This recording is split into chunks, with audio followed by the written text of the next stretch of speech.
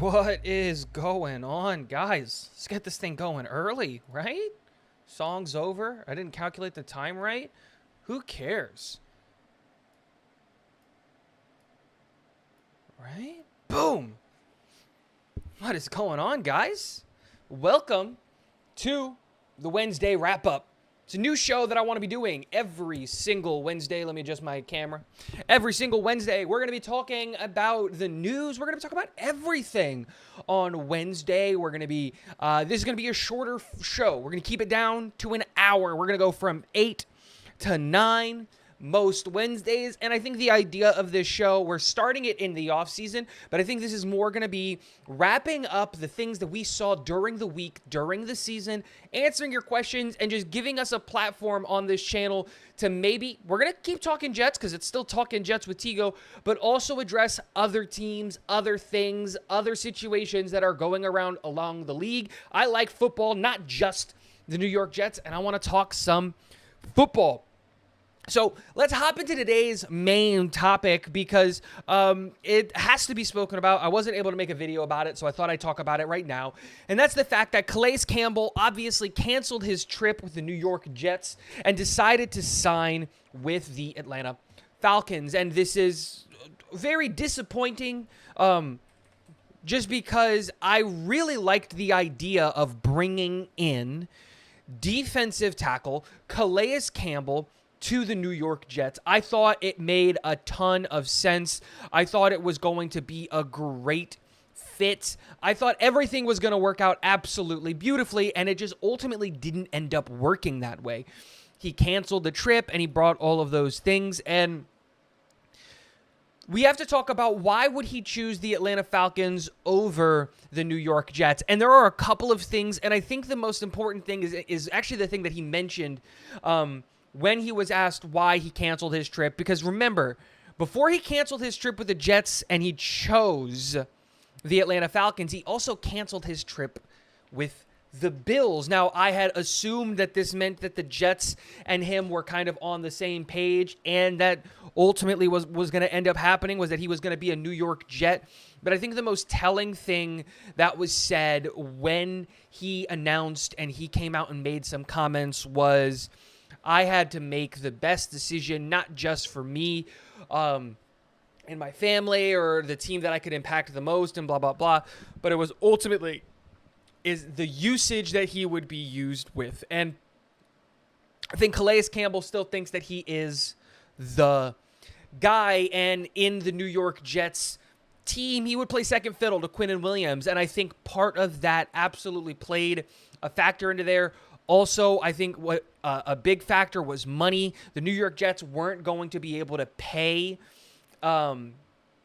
him the same amount of money that other teams were going to do. The contract between him and the Falcons hasn't been made public yet. We don't know what those numbers are, but I would not be surprised if it was a higher number. Now, the New York Jets aren't dead in the water. Calais Campbell wasn't the only guy that was available and blah, blah, blah, blah, blah. No. There are still a ton of guys out there that the New York Jets can still target. It just sucks because Calais Campbell seemed like and felt like a massive addition to the team. And I think the other thing that we talk about, that we have to talk about, is that if we were to bring in Calais Campbell, the other thing is he wouldn't count against the cap formula because I believe, did his contract just expired or was he cut? Because I believe he was cut from the team, right, for them to save money. And that was the whole situation.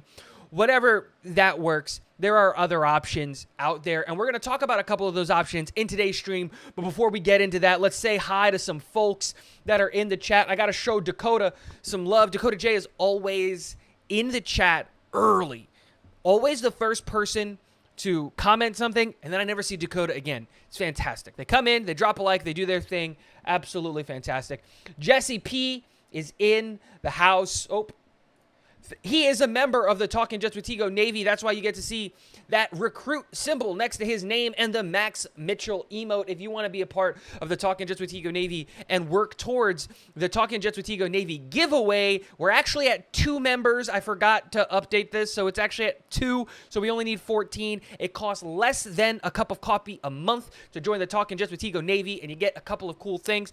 We're building up to some really cool features and things that are going to be exclusive for members. So if you want to be a part of that, boom, right there is how we're keeping track of it. But the link is in the description. You can hit the join button.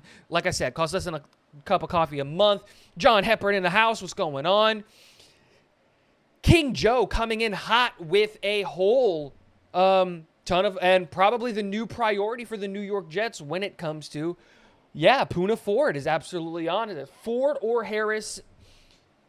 Keuka Lake Jet fan, Ford or Harris at DT would be a good compliment to Q and draft one. Campbell would have been a nice addition, but you can address it with someone else younger. Absolutely. And when we look at Calais Campbell is 37 and he is ring chasing, and that's one of the things that kind of made me like him a little bit more, was this idea that he wouldn't be around for that long. A guy like a Poona Ford, a Matt Ioannidis,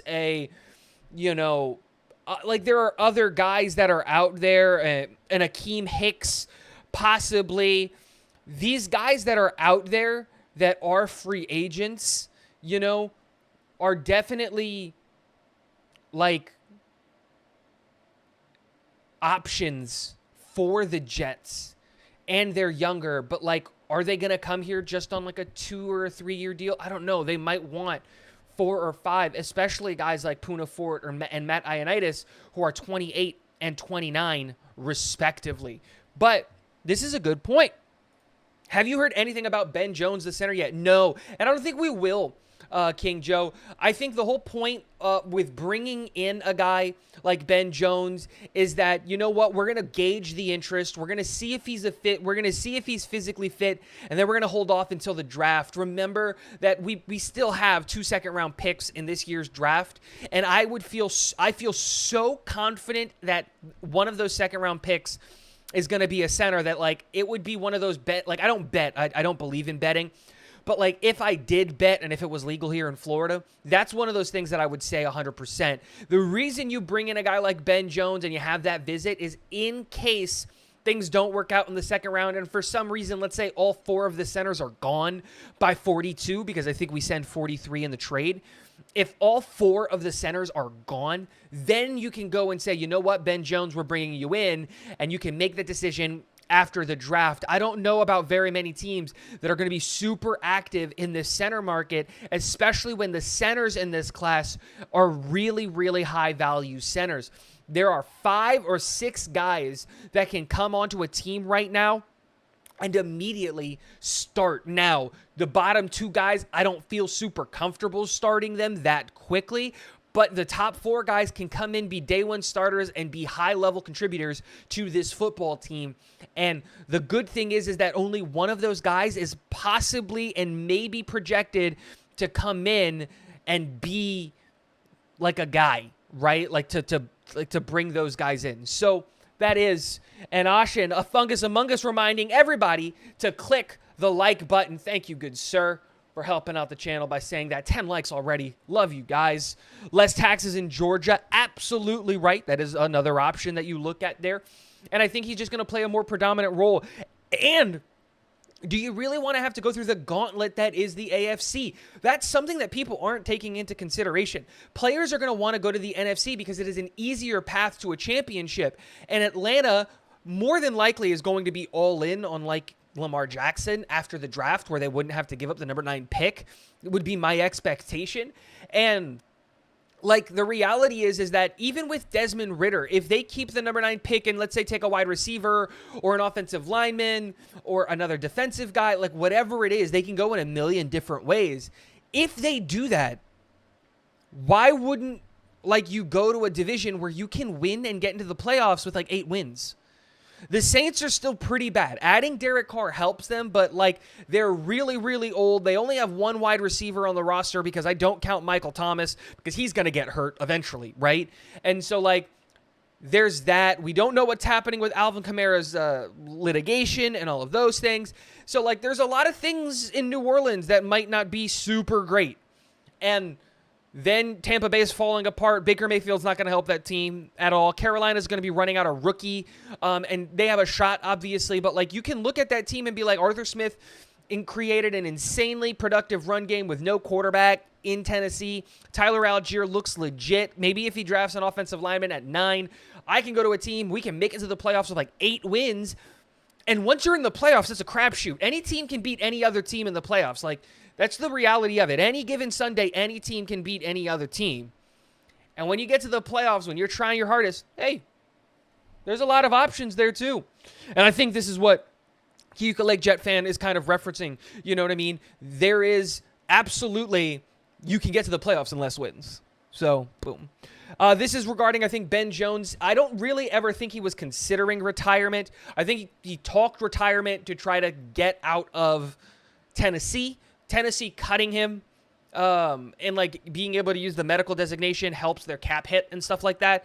And yeah, I don't really ever think that he was considering retiring. He's ring chasing at this point, but if he is, that's fine. Like, I don't care if you're considering retirement. Like, he's still last year was a top 10 center in the NFL when he was playing his snaps. I think according to PFF, he was ranked number 9. So that is a thing. Red John coming in with a couple of names. Linval Joseph and Ndamukong Suh are still out there. While I would be interested in a guy like a Linval Joseph, especially like at one, because we brought him in last year, I believe, right? That was one of the things that we definitely did for, where is he? Where did he end up? The Eagles, right? Yeah. We did bring him in on a visit last year, Linval Joseph. And when we look at like the type of guy that Linval Joseph is, give me a second. I'm just pulling his stats up. Yeah.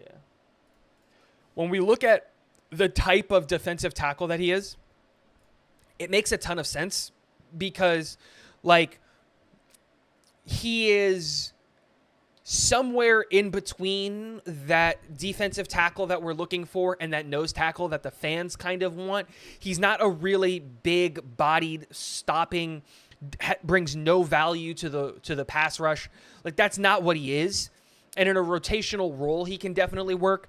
The way that I look at it, Red John, is I would definitely look at possibly like bringing in another guy. Like, for me, Poona Ford has jumped up to my number one, kind of like, this is the guy I want. But I also would be like, I wouldn't mind saying, let's not address defensive tackle in the draft, because where we would be able to take a defensive tackle, they're not really going to provide us with a ton of value to the team in the short term.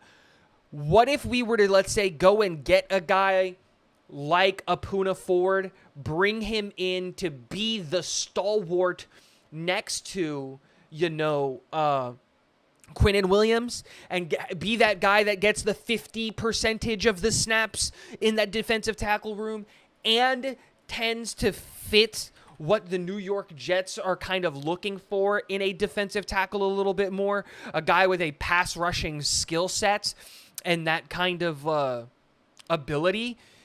Bring him in, but then also bring in Linval Joseph, because Linval Joseph was making $2 million last year with the Eagles. And, like, that's not a really big deal at all. And then when you look at Ndamukong Suh, I think he fits more of, like, again, you could bring in both. Like, that's the whole thing is, you can either bring in Ndamukong Suh or you can bring in Linval Joseph. I would prefer to bring in a guy like a Linval Joseph. I think it was a little bit more productive last year. And then you partner that up with a guy like, in my eyes, I think I would go Matt Ioannidis, Linval Joseph, and then you're good. You don't have to draft a defensive tackle. like that desperately, and then next year in the draft, which next year's draft is supposed to be full of much better players, then you can say, you know what? Now we can draft a defensive tackle, because we're going to be able to take a defensive tackle in the second round or in the first round or whatever it is, picks that we have next year. And I would feel more comfortable. This year's, I think, first and second round picks are almost like written in stone. It's going to be offensive tackle and it's going to be center. Like, it has to be. So now we're talking about taking a defensive tackle in the fourth round. And I don't know if that's super realistic or helpful or going to provide the level of production that we need now. And but these are great names. Sign a DT and get a center in the draft. Exactly. I agree. Don't the Jets need more of a nose tackle type? No, Mitch. So this New York Jets staff doesn't use a nose tackle at all. In a 4-3, you rarely have a nose tackle. A nose tackle is a massive human being that just lines up right in front of the center, and like their whole job is just to take up the center and the guard and just plug holes in the run game. Like, that's what a nose tackle does. And in a 3-4, you're given the ability and the flexibility to do that, because you can rush in a 3-4 where you're lining up a nose tackle and two ends versus two defensive tackle and two defensive ends. When you look at and two edge guys, when you look at like a 4-3, which is what the Jets run, you create more instability in what the offense can do, because you have 5 guys in the box every single play, because you have your 2 outside linebackers and you never know which one's going to be rushing and from which side. And so since we run a 4-3, you're not really going to have that. And a lot of fans are with you, Mitch. And yeah, no, we don't run a hybrid 3-4. We run a 4-3. Technically, we run a 4-2-5 because we run, I think, like 60 or 70% of our snaps are run out of the nickel. I think it's actually higher. I think it's 70 to 80% of our snaps are run out of nickel. So we take out one of the linebackers. So instead of running 3 linebackers, we run 2, and then we run Michael Carter or Will Parks, depending on if it's a 3 wide receiver set or a 2 tight end set. And that's what we tend to do. We very rarely run 3 linebackers out there, and that's why linebacker isn't such an important position of need for this team, because you really only need like 5 linebackers for this system to really function, where other teams really need like 6 or 7 linebackers to function, because you need a backup for the Mike, a backup for the Sam, a backup for the Will, and then like just an all-around utility guy. We don't use the Sam like at all. We use a Mike and a Will, and then we have a slot corner, and that's where we can run. So our defensive scheme is really different to what you see from other teams and things and like traditional football, but it works incredibly well, and that's why we won't get a nose tackle type guy. What's the guy in Tampa that's Vita Vea? That's why we're never going to see a guy who like Vita Vea. Vita Vea is like, 380 pounds and is just a monster of a man, but he doesn't really provide anything in the pass rush, really. He's first and second down. He comes in and he just eats space. He takes a center and a guard, grabs them by their collars, and holds them so that their linebackers and the defensive ends can really create space. And the New York Jets don't do that. We tell our defensive line, our front 4, go after the passer every single time. We don't care if it's a run. We don't care if it's your job is to create penetration at the next level, and it works well when your back 7 is working well. And unfortunately, our middle of the field last year didn't work well. And there we go. Akeem Hicks is still available. That is absolutely true, King Joe. He is available. And the only concern I have with a guy like Akeem Hicks is his contract. And what does that look like? You know, when you talk about like, yeah, it's going to be his contract. What is he going to want? He's a veteran, just coming off of a pretty rich deal. What's happening there? What's gonna happen? Again, there are guys that are out there that can definitely be brought into this team and can produce, not at a super high level, but that can produce. And the whole thing is like I said, we've got a really good defensive line that we don't need a superstar. We've got Quinnen. We just need a guy. Right? Would you trade for Javon Kinlaw? What team is he on right now, Kinlaw? Kinlaw. Is he still in San Francisco? Is he on the block? Have they talked about trading him? I wouldn't really. Just because, like, he hasn't been able to really be that productive in San Francisco, like, at all.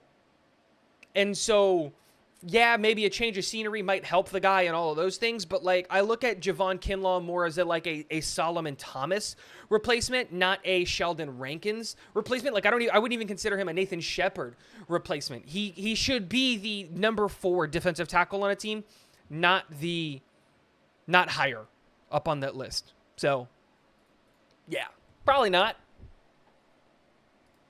Think the Jets will expedite addressing DT now that the meetings are over and Campbell is off the market, possibly setting the market for the others who are looking for deals? This is a great point, actually, Cayuga Lake Jet fan. I don't know if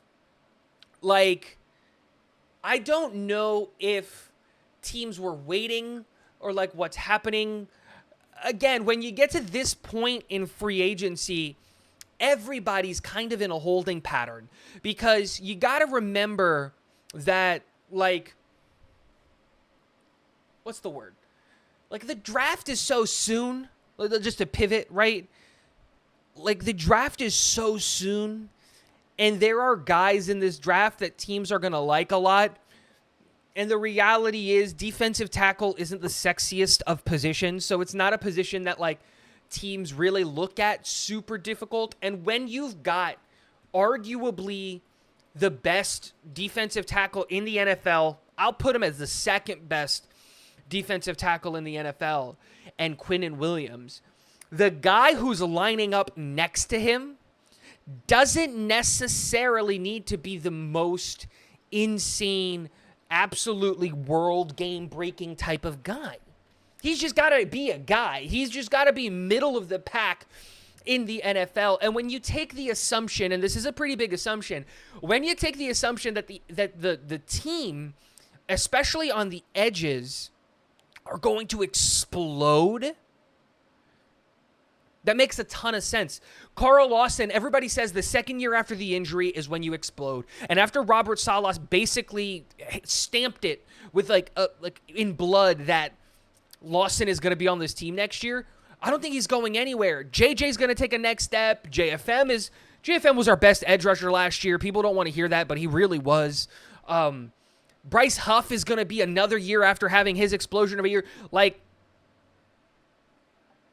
it's not going to be something crazy, in my opinion. So, like, that's my whole thing. And, like, let's be honest here. Give me a second. Let's be honest here. He didn't, like,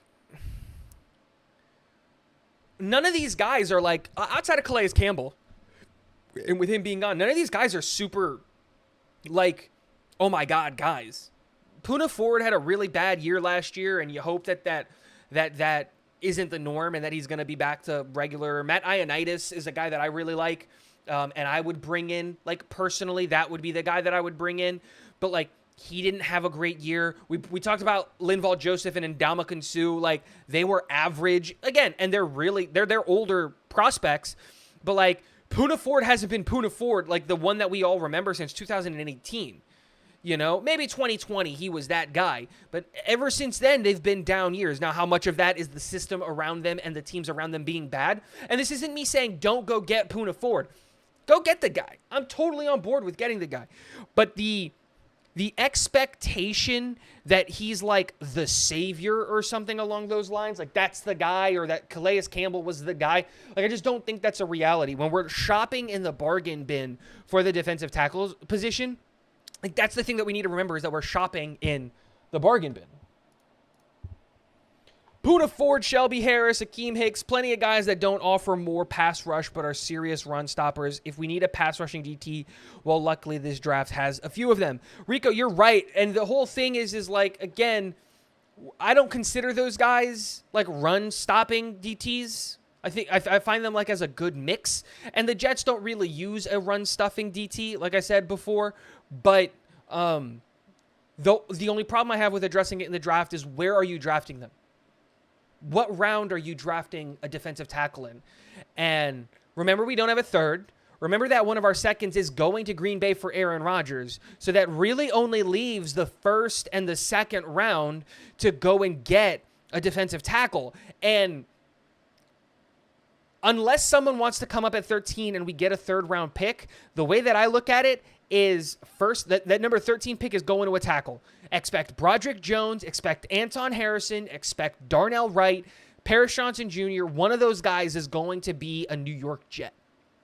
One of those four guys is going to be a New York Jet. And then at 42, because I think we give up 43 to the Green Bay Packers, at 42 or 43, it doesn't really matter. You're looking at it and then you say, okay, Steve Avila, Joe Tittman, John Michael Schmitz, or Luke Whippler is going to be a Jet because we need the center. We haven't signed a center yet. And so that's the real thing. Like, again, and everybody, and I'm on board with this. I want to trade out of 13. But to trade back, someone needs to want to trade up. And that's the caveat. We all know that this draft class is insanely weak. It's not a good draft class at all. So who's coming up and for who? Like, that's a real question you got to ask. But yeah. Rob V in the house. What's up? Do you think we should blitz a little more? Absolutely not. James, we were incredibly effective with our pass rush last year. Yes, we didn't see it in sack numbers, but we saw it with our pressure rate. There is no need to send extra rushers when we were getting home relatively effectively with four guys. Now, I didn't like that. I think we were ranked second to last when it came to blitzing, and I think we should add a little bit more, which is obviously like what you're saying here. Obviously, like, I think we blitzed like 8% of the time. Like, I'd like to be in that double digits, like maybe like 10 or 11%. But I feel so confident in our pass rush that I don't feel like we need to send the linebacker. I don't think we need to send Michael Carter screaming off the edge or, CJ Mosley coming up the middle or anything like that. But yeah. It's an interesting question. And like I said, I talked myself into it midway through my sentence. Like, again, it depends on what your little bit more is, right? We were league low when it came to blitzing. We blitzed so little. We were in the single digits of blitzing. The only team that blitzed less than the New York Jets last year were the Buffalo Bills. Now, if you add just like a couple of percentage points, I'd be cool with that. I'd be really cool with that. But I don't want to go crazy. I don't want to be New England or Miami that's sending five guys like 60% of the plays. That's just insane. Oh, crap. I'm way behind. Rider and talent, offensive tackle, center, DT, ball hawking, safety, linebacker. I don't think we draft a safety in this draft at all, and I'd be surprised if we took a safety. I'd be surprised if we took a linebacker before like round 5. I honestly think we're going to go offensive tackle, center, and then in that fourth round, I think like a lot of people aren't really going to love this, but I think we're going to look at a running back in the fourth round. I think that's a position of need that a lot of people aren't really looking at and aren't really talking about, and I think that's kind of where we go. Fourth round would definitely be a spot where I would also go DT. I just don't love this defensive tackle class, and that's the only problem. But honestly, I would not be surprised if we went this whole draft without taking a safety, like at all, or if we did take a safety, it was kind of like what we did with Jamie and Sherwood, and we're converting that guy into a linebacker. So there's that. Boom. Give me a second, guys.